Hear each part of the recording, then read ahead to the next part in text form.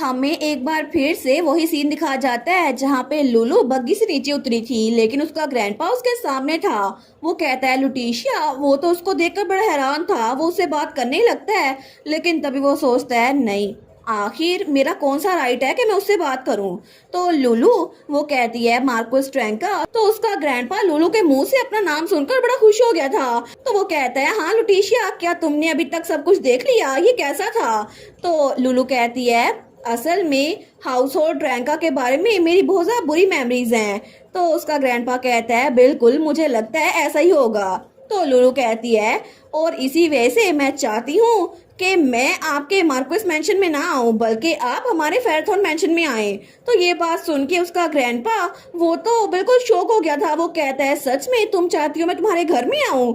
लेकिन तब हमें कुछ दिनों बाद का सीन दिखा जाता है। तो सारे न्यूज़पेपर्स में ये बात छप गई थी, वहां पर सबको पता चल गया था कि इस फेस्टिवल में क्या हुआ है। तो कोई लड़की कहती है क्या तुमने वो न्यूज सुनी, दूसरी कहती है लेडी ट्रैंका के बारे में, और क्लैटी ने जो कुछ किया था ना वो न्यूज़पेपर में छपा हुआ था। वो लड़की कहती है बिल्कुल, लेडी ट्रैंका अब तो वो एक नोबल भी नहीं है, अब हम उसका ये नाम यूज नहीं कर सकते।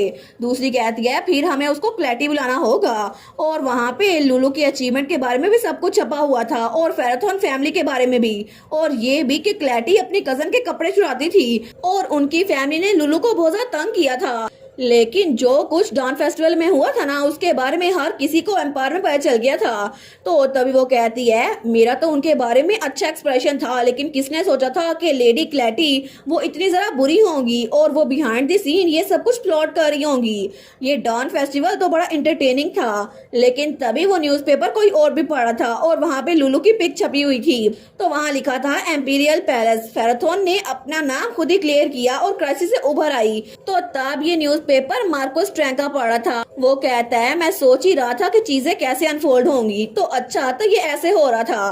तभी वहां पर कोई कहता है मास्टर हम लोग पहुंच चुके हैं। तो मार्कोस ट्रैंका न्यूज़पेपर बंद करते हुए कहता है ऑल राइट। तो वो सोचता है अभी के लिए मैं अपने माइंड को ऐसे भटकने नहीं दे सकता, आज का दिन बहुत ज्यादा इंपॉर्टेंट है। और तभी उसकी बग्गी वहां आके रुकती है। तो तब उसे याद आता है जब लुलु ने कहा था कि मार्कोस के घर में मेरे लिए बहुत ज्यादा बुरी मेमोरीज है, इसलिए वहां जाने के बजाय मैं चाहती हूँ कि आप मेरे घर में आए। और उस वक्त लुलु अपने ग्रैंडपा को ग्रीट कर रही थी। वो कहती है ग्रीटिंग्स मार्कोस ट्रैंका, और वो तो बड़ी क्यूट लग रही थी। तो उसका ग्रैंडपा वो उसके सामने आता है। वो सोचता है इसे इतना फॉर्मल होने की जरूरत नहीं है, लेकिन चलो अच्छा है, ये मेरे लिए काइंडनेस दिखा रही है। आखिर मैं होता कौन हूँ इतनी काइंडनेस एक्सपेक्ट करने वाला। वो कहता है थैंक यू मुझे इनवाइट करने के लिए लुटिशिया। और तब उसको कुछ देते हुए कहता है मैं तुम्हारे लिए गिफ्ट लेकर आया हूँ। तो लुलु सोचती है ये तो बिल्कुल एक हाउस वार्मिंग गिफ्ट लग रहा है, कितना अच्छा होगा। तो जब उसको खोलती है वो कहती है वाओ ये कितना ब्यूटीफुल मैप है, और वहाँ पे मैप पे कुछ जगह पॉइंट आउट की हुई थी। वो सोचती है ये तो डेकोरेशन के लिए बिल्कुल परफेक्ट है, मैं उनसे कहूंगी मेरी स्टडी में इसको लटका दें। वो कहती है थैंक यू। तो उसका ग्रैंडपा कहता है ये जमीन तुम ले लो। तो हमारी लुलु कहती है क्या। तो तब वो सोचती है एक मिनट इनका क्या मतलब है। तो उसका ग्रैंडपा कहता है ये जमीन जो यहाँ पे मार्क की हुई है ना और ये समुंदर ये सब कुछ तुम्हारा है लुटिशिया, ये मैं तुम्हें गिफ्ट करता हूँ। लुलु सोचती है कहीं मैंने मिस हर्ट तो नहीं कर लिया, गलत तो नहीं सुन लिया मैंने। आखिर मेरे ग्रैंडपा वो मुझे एक जमीन क्यों दे रहे हैं पहली मुलाकात पे ही। और ऐसा लगता है कि इस फैमिली के सारे लोग एक्स्ट्रा वर्जेंट है, और ये तो मेरे फादर से ब्लड रिलेटेड भी नहीं है, लेकिन ये भी बड़े फजूल खर्च हैं। तो तब वो कहती है मैं आपको टी रूम की तरफ गाइड करती हूँ, मेरी फैमिली आपका इंतजार कर रही है। तो उसका ग्रैंडपा कहता है ठीक है। उसका ग्रैंडपा तो बड़ा खुश था। लेकिन थोड़ी देर बाद हमारी लुलु उसको टी रूम में ले आई थी। तो लुलु कहती है आज का डिजर्ट वो तो टार्ट है जिसमें फ्रेश स्प्रिंग स्ट्रॉबेरीज फिल्ड की गई हैं, और इसके अलावा मैरी उसने कस्टर्ड खुद बनाया है, वो बड़ी स्किल्ड है। तो वहाँ पे हमारी लुलु का फादर, उसका सबसे बड़ा भाई, और वहाँ पे उसके दूसरे नंबर वाला भाई और तीसरे नंबर वाला भाई भी बैठे थे। चारों को चारों वहाँ पे बैठे थे। तो लुलु कहती है मैं उम्मीद करती हूँ ये आपके टेस्ट को सूट करे। तो तब उनके सामने बहुत सारी चीजें थी। तो मार्कोस ट्रैंका सोचता है ये नेचुरल है कि ये एटमॉस्फेयर इतना वेलकमिंग नहीं है, लेकिन फिर भी वो मेरे जैसे ओल्ड मैन के लिए कंसिडरेट हो रही है, कितना अच्छा है। वो कहता है थैंक यू ये बहुत ज्यादा डिलीशियस लगती है, लेकिन उसके हाथ में जो कप पकड़ा हुआ था वो बड़ा छोटा सा था। तो तभी वो इधर उधर देखते हुए सोचता है लेकिन एक चीज मुझे बड़ा तंग कर रही है।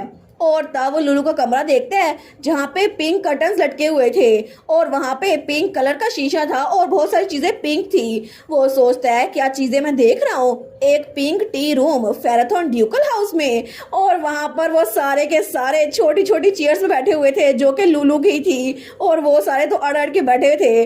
वो सोचता है हम सारे के सारे यहाँ पे इकट्ठे बैठे हुए हैं। तो लुलू के तीनों भाई, उसका ग्रैंडपा और उसके फादर सारे उसके साथ थे। तो तभी लुलू का फादर कहता है लुलू, तो ये सुनकर मार्कस के मुंह से चाय निकल जाती है। वो सोचता है क्या लुलू, वो अपना मुंह साफ करते हुए सोचता है ये कोड और रुथलेस मैन ड्यूक फेराथन वो अपनी बेटी के चेहरे पे क्रीम अपने हाथों से साफ कर रहा है। तो उसका फादर कहता है देखो यहाँ पे लगी थी। तो तभी मार्कस ट्रेंका को याद आता है जब उसकी बेटी ने कहा था कि इतना भी मिजरेबल नहीं है, ये ऐसा जरूर लगता होगा लेकिन ऐसा बिल्कुल भी नहीं है।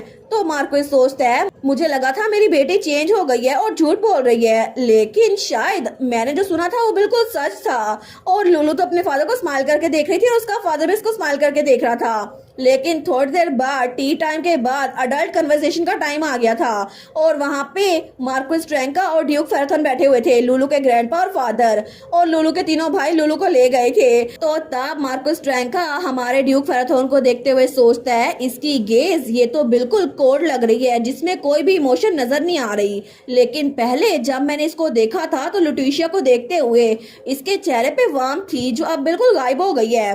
तो लुलू का ग्रैंडपा कहता है लुटीशिया के बारे में, क्या उसके पास कोई भी पावर्स नहीं है, क्या ये बात सच है?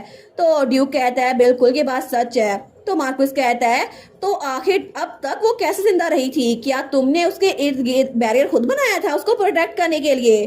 तो ड्यूक सोचता है इनको यह बात पता नहीं है, लेकिन अटैक्स मैजिक पावर के वो लुटीशिया पे काम नहीं करते और उसके पास तो रेयर एबिलिटी है प्योरीफाई माना की, और वो तो बहुत ज्यादा टैलेंटेड बच्ची है, लेकिन मेरे पास कोई वजह नहीं है कि मैं अपनी फैमिली के बारे में इस इंसान को बताऊं जो फेराथन को बिल्कुल छोटा समझता है।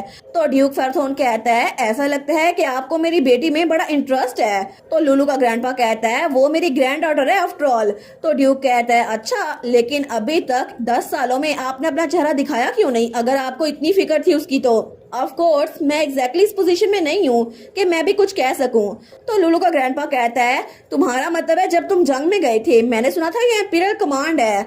वो सोचता है मुझे पता है कि एम्पीरियल ऑर्डर को मना करना बगावत समझा जाता है, लेकिन फिर भी मुझे पता है, मैं इसको लॉजिकली समझता हूँ, लेकिन अभी तक मैं अपने सन इन लॉ से नफरत करता रहा था कि वो मेरी बेटी के मरने के फौरन बाद जंग में चला गया। तो तब हमारा लुलू का फादर कहता है मैंने एम्पर के साथ डील की थी कि इनिस को बचाने के लिए मुझे होली वाटर चाहिए। तो मार्कस कहता है क्या होली वाटर? मुझे ये ना बताना कि तुमने जंग में जाने के लिए सिर्फ इसलिए हाँ की थी क्योंकि तुम्हें होली वाटर चाहिए था। तो तब ड्यूक आहिस्ता आवाज में कहता है लेकिन आखिर में इसकी वजह से इनिस की जान बच नहीं पाई और वो यहाँ चली गई। तो मार्कस तो बड़ा हैरान था। वो सोचता है मुझे पता नहीं था कि ये जंग में मेरी बेटी को बचाने के लिए जा रहा था। वो कहता है इस सारे वक्त में मुझे लगा था कि मेरी बेटी वो अकेली मरी थी, बिल्कुल लोनली।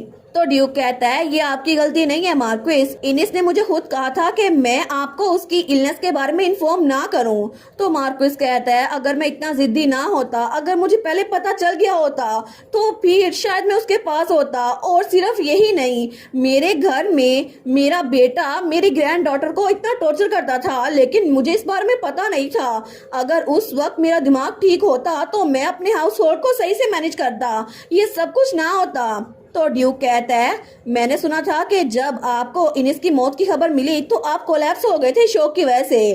तो मार्कस कहता है क्या तुम तब से मुझे कंफर्ट करने की कोशिश कर रहे हो? मुझे लगा नहीं था कि तुम इस चीज के कैपेबल होगे।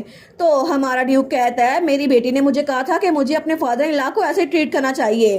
तो मार्कस कहता है लुटीशिया ने ऐसा कहा था? तो ड्यूक चाय पीते हुए कहता है बिल्कुल, उसने बोला था कि ये के कंफ्यूजन एटिकेट है। और लुलू तो वहाँ पे हम बुक में बहुत ज्यादा क्यूट लग रही थी। तो ड्यूक कहता है इसी वजह से मैं आपको ऐसे ट्रीट कर रहा था क्योंकि मैं आपके साथ बुरा सलूक कर सकता था लेकिन इससे मेरी बेटी उसको बुरा लग जाता। तो मार्कस कहता है क्या इसने क्या बोला के किया? और असल में ये एक स्लैंग वर्ड था जिसका मतलब था कोरियन इंडस्ट्री में अपने से बड़े लोगों से अच्छे से पेश आना, उनकी इज्जत करना। और इसी के साथ ये वाला पार्ट यहीं पर ख़त्म। तो आप लोग बताइएगा आप लोग को ये पार्ट कैसा लगा, और वीडियो को लाइक और चैनल को सब्सक्राइब लाजमी कीजिएगा। बाकी वीडियोस का लिंक भी स्क्रीन पर नजर आ रहा होगा, तो काइंडली उनको भी चेकआउट कर ले। और thank you so much for watching my videos. Stay safe, bye bye.